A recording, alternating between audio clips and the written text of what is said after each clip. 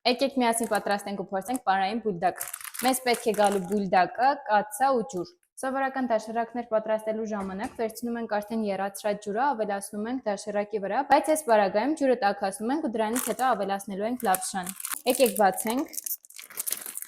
Ի տարբերություն դաշերակի, այս լապշաները ավելի հաստ են ու ավելի համով են։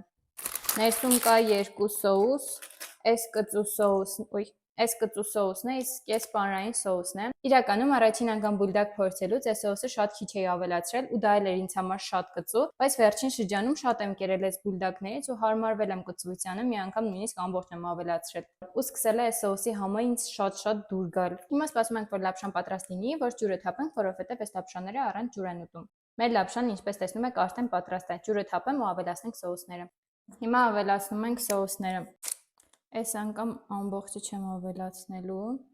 ու պանրային սոուսը։ Եկեք խառնեմ ու փորձենք։ Ու եկեք փորձենք։